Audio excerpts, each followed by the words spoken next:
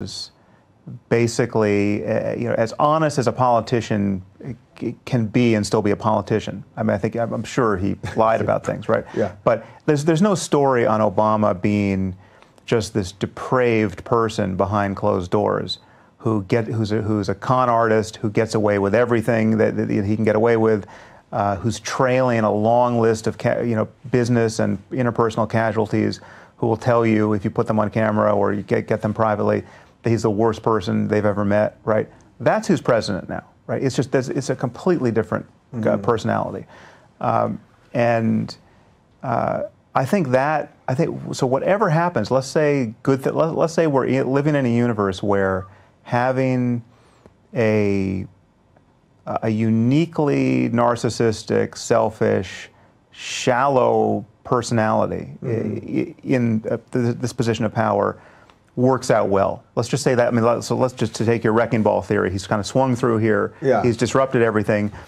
I do view him, as I've said before, as a kind of evil Chauncey Gardner character. I don't view him as this sort of master. I think Scott Adams is completely out to lunch on this. I don't think he's this genius manipulator. I mean, he's got some talents, obviously, right?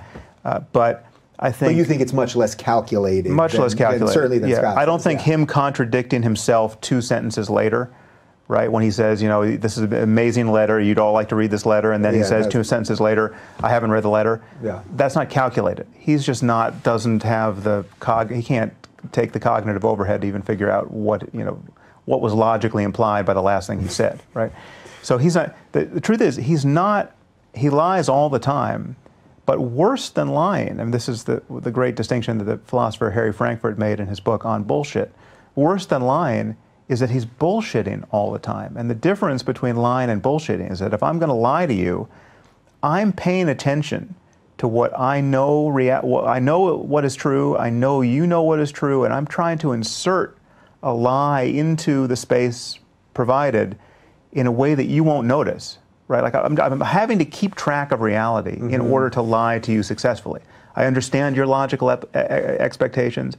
I understand that if I tell you that I was an hour late here because the traffic was so bad, I can't say in the next sentence, oh, I left an hour late from my house, right? So so the bullshitter isn't doing any of that. The bullshitter is just talking, right? And therefore has renounced the reality testing he has to do to lie successfully, and he's just he has the burden is not on him to make any sense at all in the end, and that to an amazing degree, not entirely. I think he does actually lie strategically sometimes, but to an amazing degree, and this is what I think is so harmful about his presidency. Whatever happens with North Korea or anything else that we might care about.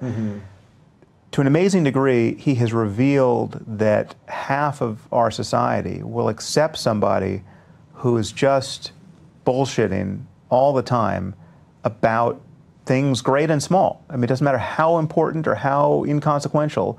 Porn stars, what just happened with the G7, what was said behind closed doors, what he's going to say to some maniac with nukes. There's just we've completely forsaken any expectation of a reality-based conversation, and many people seem to revel in it. Many people seem to think this is just good fun. And it's a bit of the wrecking ball theory gone to some nihilistic extreme, where it's just let's just